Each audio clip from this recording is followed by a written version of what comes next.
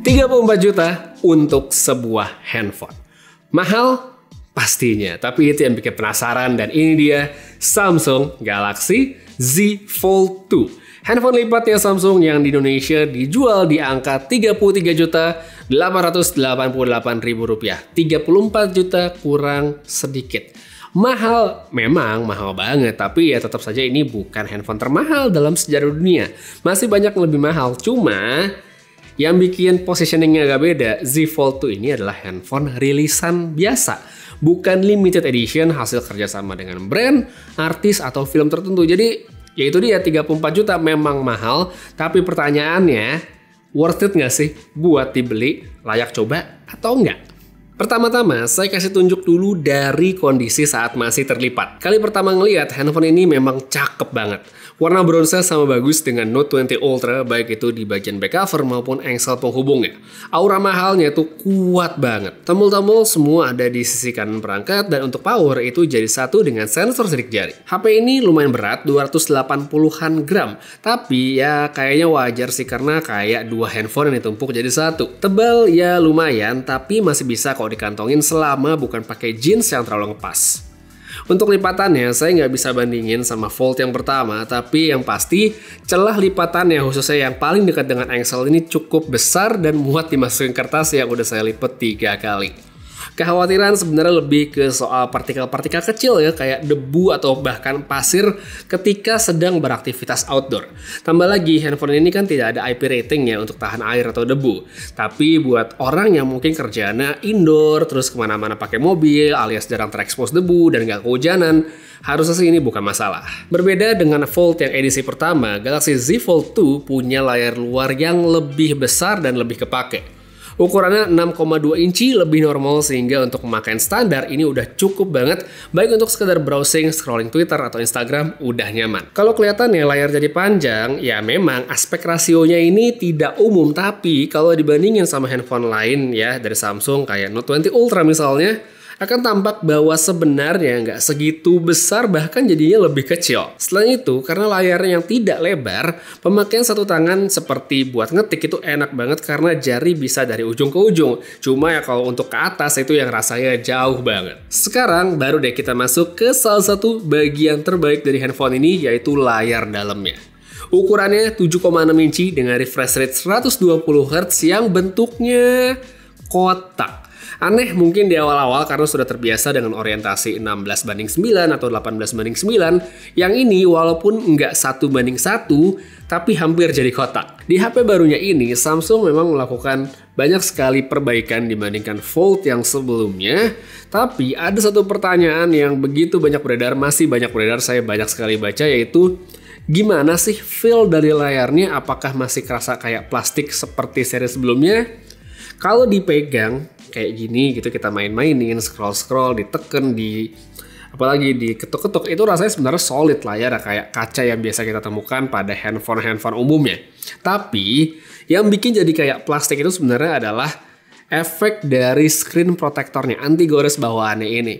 Jadi sama seperti Fold generasi pertama, Fold kedua ini sudah dibekali screen protector khusus dari Samsung yang sayangnya teksturnya tuh agak keset. Jadi ya kalau dipakai geser-geser tuh memang tidak sehalus misalnya kita ambil contoh di screen protector Galaxy Note 20 series lah. Ini beda, lebih keset gitu teksturnya. Selain itu, yang saya sebenarnya kurang suka juga dari screen protector Galaxy Z Fold 2 ini adalah gampang sekali tampak kotor ketika layarnya dimatikan. Ini kalau dimatiin terus kena lampu akan kelihatan banget layarnya kotor, bekas-bekas jari itu kelihatan banget dan agak lebih sedikit sulit dibersihkan dibandingkan yang biasanya. Tapi kalau udah nyalain, udah sama sekali nggak ada masalah, nggak kelihatan ada kotornya sama sekali. Masih soal layar, ada pertanyaan berikutnya juga yang masih juga pasti sering akan dilihat, yaitu gimana tentang crease atau lipatan di tengah layarnya ini. Ya ada, jelas ada gitu, sama aja kayak Fold sebelumnya. Cuma sebenarnya kalau udah dipakai itu nggak semengganggu yang dibayangkan atau dikira-kira dari mereka yang cuma melihat dari foto atau video. Beneran, kalau udah lihat langsung, apalagi dilihat dari depan gini ya, pengguna normal yang lihat lurus dari depan, Itu krisnya nggak kelihatan sama sekali, kecuali memang kalau kita lihat dari samping-samping kena lampu ya ada gitu belah di tengahnya. Tapi ya nggak tahu ya gimana dengan kalian, tapi kalau saya menggunakan fold ini ya dari lurus depan gini sih, nggak dari samping-samping.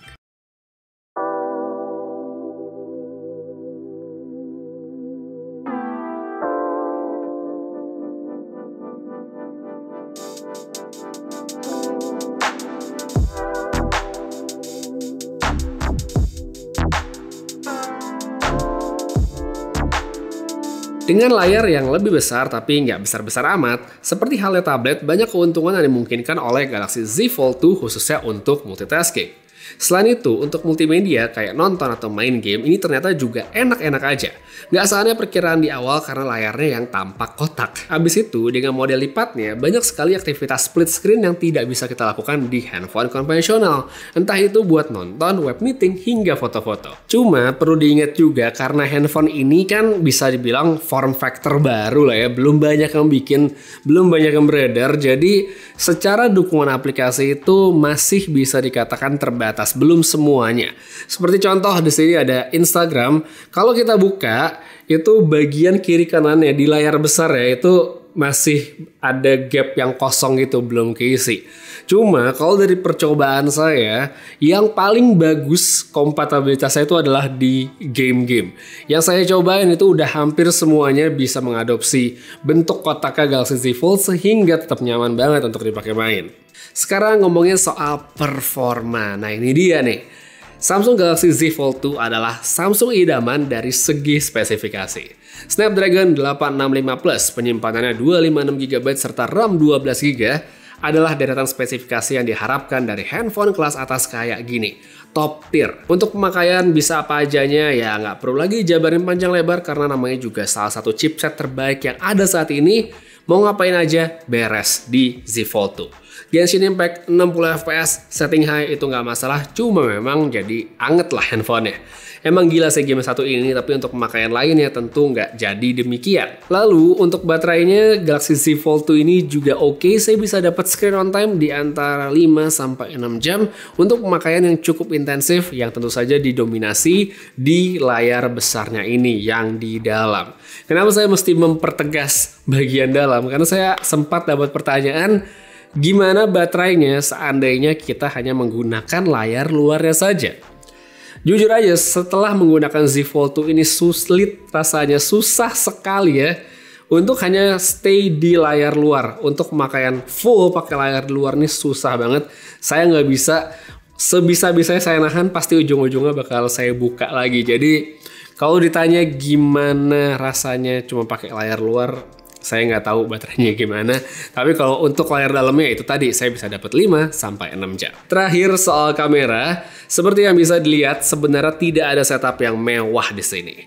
Tidak ada resolusi super besar, extra zoom yang jauh atau laser autofocus. Cuma triple kamera 12 megapiksel aja. Untuk video pun juga demikian, nggak ada yang namanya resolusi 8K, tapi masih ada Pro Video dengan opsi pengaturan audionya yang saya suka banget. Tapi meskipun fitur angkanya terlihat biasa, Samsung memberikan lebih lewat fitur yang memanfaatkan desainnya. Seperti yang pertama itu adalah user bisa selfie pakai kamera belakang dengan cara handphonenya dibuka kayak gini. Sedikit awkward ya memang, tapi oke lah. Habis itu menariknya juga layar luarnya ini bisa jadi preview ketika kita minta tolong difotoin sama orang lain. Asli, ini tuh ya fitur yang ini. Previewnya seperti ini cocok banget buat pacar saya yang kalau difotoin, sebagus-bagusnya saya fotoin, angle yang menurut saya udah pas, pasti ujung-ujungnya dia minta pegangin handphone, pakai kamera depan dan dia foto sendiri. Jadi kalau ada fitur ini itu pas banget buat dia. Lihat ke hasil foto, ini khas Samsung flagship tapi dengan hardware tahun lalu. Dibandingkan dengan Galaxy Note 20 Ultra, kurang lebih beginilah perbandingan hasilnya, baik dalam kondisi terang maupun redup. Bukan yang paling bagus ya, Galaxy Z Fold 2 jelas aja, tapi nggak bisa dibilang jelek juga.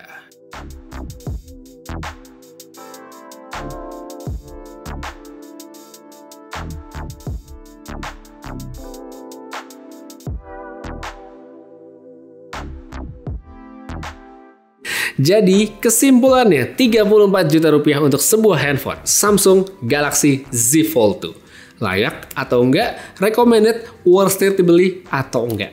Kalau dibilang layak, menurut saya layak sekali karena ini handphone inovasinya mahal. Tambah lagi Samsung juga melakukan perbaikan dibandingkan Fold yang sebelumnya. Jadi kalau soal layak, iya layak. Tapi apakah saya akan merekomendasikan orang untuk membeli handphone ini? Jawabannya tidak, saya tidak merekomendasikan orang untuk membeli handphone ini kecuali dia punya uang ya. Alasan saya tidak merekomendasikan satu ya tadi, harga dari handphone ini mahal sekali ya, walaupun punya duit saya yakin juga mahal. Terus yang kedua, seperti yang udah sempat saya bahas tadi di tengah-tengah video, ini tuh masih form factor baru, masih generasi awal di mana banyak sekali ruang yang masih bisa ditambah-tambah oleh Samsung di edisi selanjutnya. Salah satu fitur yang setelah saya pakai handphone ini, jadi pengen banget ada di seri berikutnya adalah dukungan dari S Pen asli. Kalau perangkat ini, Z Fold itu bisa didukung S Pen lengkap banget, cuma sayangnya sekarang belum ada. Jadi kalau misalnya saya bisa menyarankan, seandainya mungkinnya nih harus kita miringin, tebelin, terus dikasih garis bawah kalau perlu ya. Mungkin ada kamu yang ingin menghabiskan 35 juta rupiah di ekosistemnya Samsung, saya masih lebih merekomendasikan untuk membeli Galaxy Note 20 Ultra ditambah Galaxy Tab S7. Jadi kamu dapat dua perangkat yang sama bagusnya, lebih murah juga, dan ya experience pun sama baiknya. Cuma ya memang saya tidak bisa bohong juga kalau pengalaman bisa pakai layar kecil untuk scrolling dan pas butuh bisa dibuka ke layar gede seperti ini. Ini benar-benar sensasinya beda banget. Jadi kalau emang kamu punya duit berlebihan gitu ya, nggak kekurangan apapun dan pengen jadi early adopter, ya beli aja. Nggak ada yang bakal nyalain kamu karena ini adalah handphone yang bagus banget. Beneran. Jadi kayaknya itu aja sih yang bisa saya omongin sekarang tentang reviewnya Samsung Galaxy Z Fold 2. Agak lucu sebenarnya sih ya, saya udah nge-review ini tapi Note 20 Ultra belum saya bikinin reviewnya. Tapi coming soon, udah diproses videonya, lagi diedit karena ya saya tadi pas nge-review Note 20 Ultra tuh ada yang saya tungguin. Apa itu nanti akan saya bahas di video reviewnya. Jadi jangan lupa untuk like dan subscribe supaya nggak ketinggalan videonya karena akan tayang dalam waktu dekat. Untuk yang sekarang sekian dulu. Terima kasih banyak udah nonton sampai habis. Putra Reza pamit, jaga kesehatan selalu dan seperti biasa, have a nice day.